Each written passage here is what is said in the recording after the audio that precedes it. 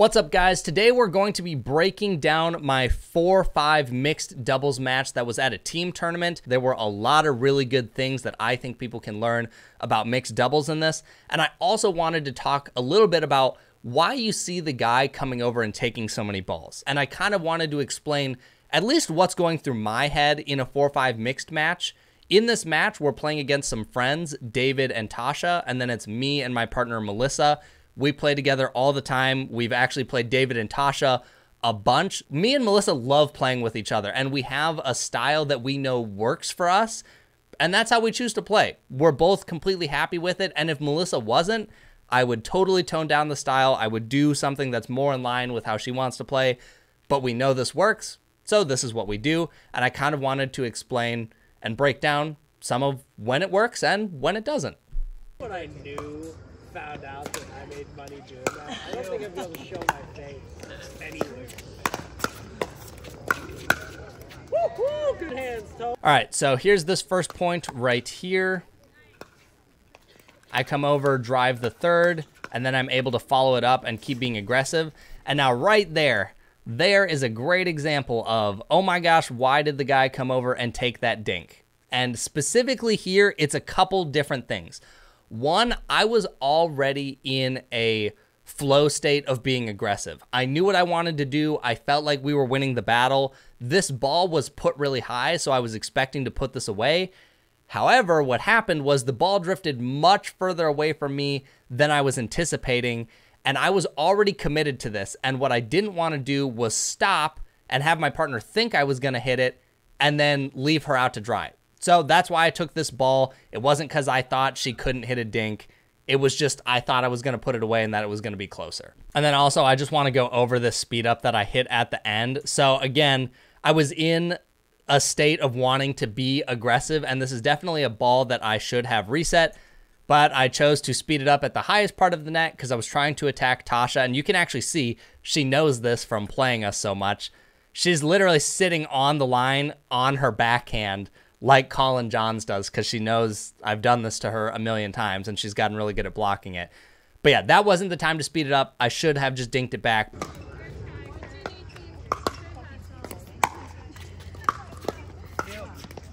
You loved it, Emma. Me. That's what your engagement party's gonna look like, to be honest.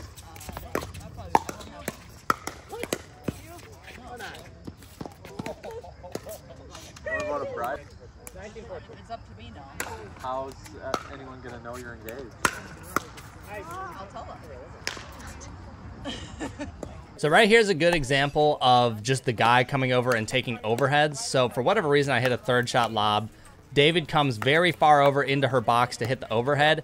And now if let's say you saw this highlight on Instagram, you would go, what on earth? The girl is almost off the court. Let her play. Specifically for David and I's mixed partners, both of them don't have a lot of put away power. And it's not any disrespect to them. That's just what it is. And both of them are aware of this. So that's why our mixed partners will usually let us come over and hit these overheads. David just has a much higher chance of putting away this overhead than Tasha does. So it's really just a numbers game. So he hits this, I reset the ball, he comes over again, and now Tasha is literally off the court when he hits this ball. But again, he has a higher chance of putting that ball away. Melissa hits some great resets to get us back in the point, but unfortunately drops her dink into the net and we end up losing. But if you just watched that with no context, you'd be like, this is terrible. But I can pretty much guarantee, or at least a very high probability, if Tasha were to hit those overheads, me or Melissa would have been able to reset that ball and get back to the kitchen. With David hitting those, it was significantly harder for us to get back to the kitchen. Got like a wedding planner, and I've been listening to her details. I'm like, what? How much are you spending? People, God, you could buy a house with that. People spend way too much money on it. Travel so much Spend it all in one day. for 4 hours. Yeah, exactly. And a rest. Most women can't wear to their jobs. Hi. Oh, good point. So right here is a point where it's probably going to look like I'm way overplaying, but what's going through my head is I want Tasha to feel very isolated from her partner. I want her to feel like she has to hit every ball and that she can't get away from me when she's playing. So I'm coming way over, hitting a dink, coming back over, getting her out of position. I hit a really dumb lob here for some reason. That made no sense. And thankfully we were able to put that point away, but that was certainly no thanks to my lob there. And also that's a great example right there where I did give Tasha basically an overhead, and you can see I was able to get us back in the point and end up hitting down on it, and we were able to go back on the aggressive.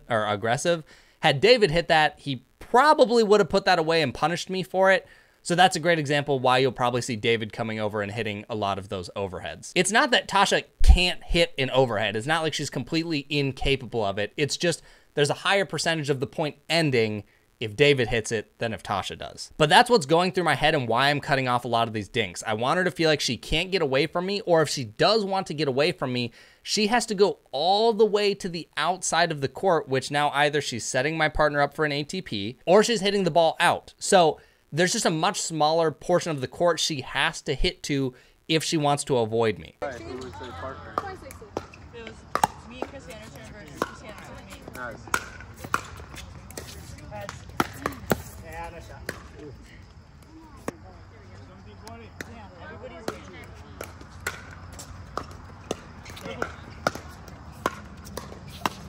Oh, you were there. You. Nice job. Right here is a good example of where David comes over, takes a couple balls from Tasha, and he ends up punishing me for it. So Melissa ends up kind of popping the ball up, and it's going towards Tasha's box. So you could say, well, why shouldn't Tasha hit this? Well, one, it's David's forehand that's probably going to be stronger than Tasha's backhand. And then also, there would have been a lot more time for me to react had Tasha taken this. If we look at this slowly, David comes over, stretches, and attacks me, and I just wasn't really ready for it, and I dumped the ball in the net. Had Tasha hit it, there would have been more time for me to react and at least a higher chance of me being able to reset it. Not a guarantee, but just a higher chance. Now, here's a great example of what I was talking about just a minute ago, where when I'm coming over and hitting these dinks, it forces Tasha to have to dink wider. So I come over, take this ball, and now she has to go wider if she wants to keep that ball away from me. Now here, just got lucky with the net cord, but that's a great example of what I usually want the mixed partner to feel, is like anything within the middle of the court and even a little bit past the center line, like I'm going to come over and make you feel a lot of pressure. So your only safe area is going to be way over here, which either sets my partner up for an ATP or there's just a very small box that my partner has to be responsible for. I know. It's like me and Emma against him and Tasha for like 10 videos straight. You. I'm getting sick of watching myself play. Now this point, which, you know, going back to a couple points ago where David poached that ball and it caught me off guard, right here he tries it again. So I try to go to Tasha. He cuts the ball off to do the same thing again, but he ends up mishitting it and hitting it out. I don't think he actually made the wrong play right here. Now, if you saw this out of context without knowing prior points, you'd go, look, he cut her off and he lost the point. Yes, that's true, but it also worked previously. Honestly, here, I think he just mishit the ball. He wasn't that far outstretched. He just executed wrong, and it ended up losing them the point.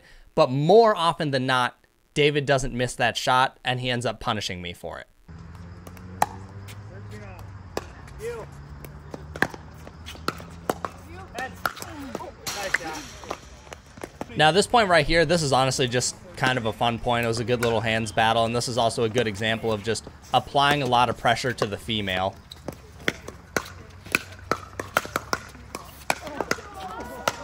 Nice, let's go, come on. Another thing, too, I think in mixed especially, or, I mean, even if you're playing gender doubles, like, it's frustrating when you are the person that's being targeted. You feel like you have to be on more. You have to try and find ways to get your partner in. And I think in mixed, when you can make it more of a 2 versus 1 rather than a 2-on-2, that puts a lot of pressure on the other team. It makes the guy feel like he has to play more to get into the point, and you can punish him for that. your mixed partner could go up the line and pass him, or he's more out of position and he's stretched and can't hit a great ball. And the mixed partner either wants some help or she just has to hit a lot of balls, and it's frustrating if she starts making a lot of mistakes. So I think as you watch these, you can kind of understand how putting that pressure on makes more sense, or how it can make your opponent feel and possibly frustrate them, which makes hitting shots even more difficult than it already was. I like pickleball, but I would hate my life if I spent the weekend here. Depends on how much they pay, I guess. Yeah. If I could not do my 9 but I feel like it's more than 4 weeks. well, okay, so she did 3 in Egan. This is her second one here, right? Oh, she did 1 in Apple Valley. I think this is her 3rd one here. So that's 7. Yeah, that's a lot. Watch. Out!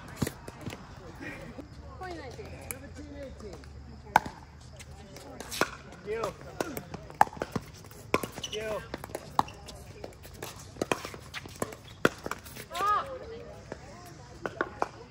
Yeah.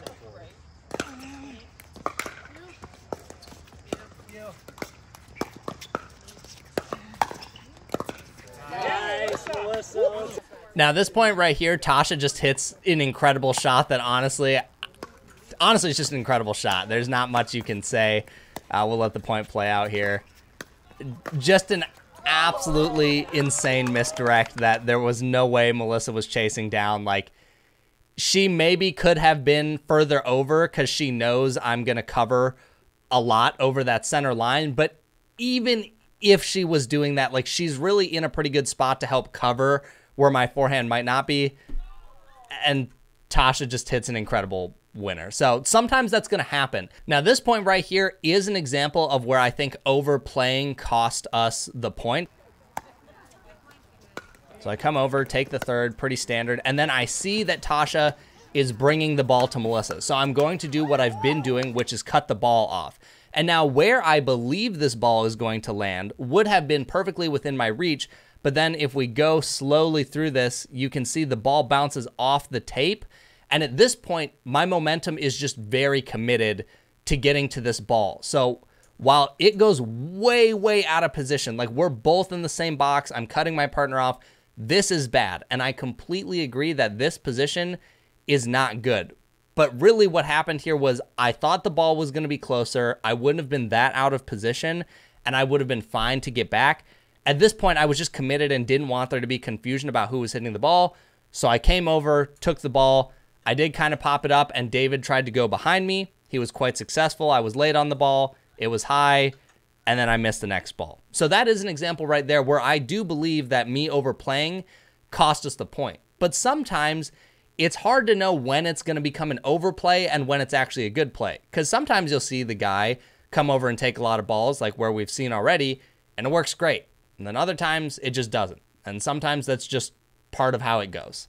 All right, so this point right here was also a lot of fun. And one thing I want to point out specifically on my return is a lot of times we're trying to return to David, or you should return to the guy, specifically their backhand, because they usually can't be as aggressive with their backhand. They're probably just going to drop it unless they have a really good two-handed backhand. And specifically for David, he always drops it. So it's safer if we hit the drop to him. But the bigger reason you want to hit to the guy is so that he is not able to come up and poach. If Tasha hits a really good third and we have to hit up on it, David can run to the net and hit a poach and put the ball away. And there's a significantly lower chance of Tasha coming up and doing that same thing. Now, that's not always the case, but in our specific case against opponents that we know that's going to be the case. So I'd rather hit the third to David, who I know wants to be more aggressive. Now, right here, this is a pretty interesting spot. I have a feeling, because again, usually the guy doesn't want to hit to the other guy. You want to isolate the female as much as possible. So my hunch is that he's going to go to Melissa here on a dink, and I might be able to cut that dink off. So that's immediately what I'm thinking right here. And you can see I was able to cut that off, put some pressure on him. He popped the ball up, and then I was able to finish it. So ultimately right there, me cutting off that ball, I do think is what led to winning that point, because right after that, David popped it up, and then I was able to hit an Ernie winner for the put away. Now this point right here was a little bit of both guys overplaying. So we'll go ahead and let this play out. Tasha hits the return. I hit a drop. Tasha hits it. David's going to come over on this next ball. and he pops it up, and I come over to hit the put away just like I did in the last point, which worked great. But the problem with this one, I was just a little bit too stretched out. So you can see right here when I'm making contact, like I'm about as far stretched as I can possibly be. And then when I hit this, I just managed to hit it out. And when David hit his dink, he also popped it up, which is what made me think I was going to be able to come over and take that. So both of us kind of messed up by taking those balls. But again, from that last point, me coming over worked great. In this case, I didn't realize how stretched I was going to be, and it didn't work. But you're gonna miss some, and you're gonna hit some great winners. So it's just figuring out how high of a percentage is it for you to do that. And more often than not, I find that it's better for me to come over and try and take that ball. Okay, right here is a really cool point and some stuff that I want to point out. Score a point.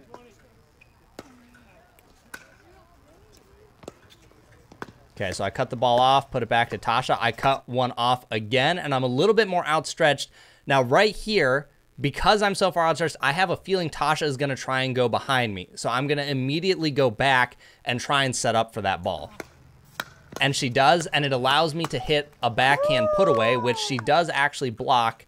And then we get into a hands battle, and I end up losing it. Now, I don't think we lost that because of what I did there. I actually think the backhand I was able to hit was a really good shot.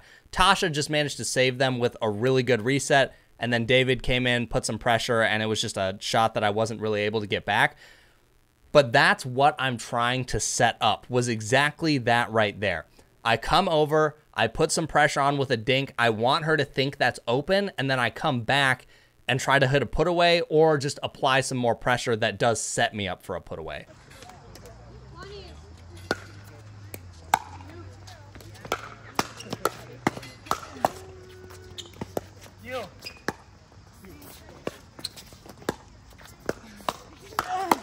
Nice shot. Oh, this is the third notice we're giving people. Yeah. So yeah, this is our second time knocking on doors. They've already had multiple notices. I'm sure they'll love you. Yeah, I'm excited about it.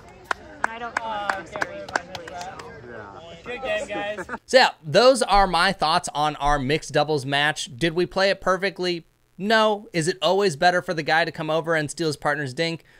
Also no, but there's a lot of reasons why you are doing that to try and set something up. That doesn't mean it's always going to work. Sometimes you're going to get burned, but ideally you're able to burn your opponent more than you get burned. So if you guys enjoyed this video, make sure to click like and subscribe, and I'll catch you guys in the next one.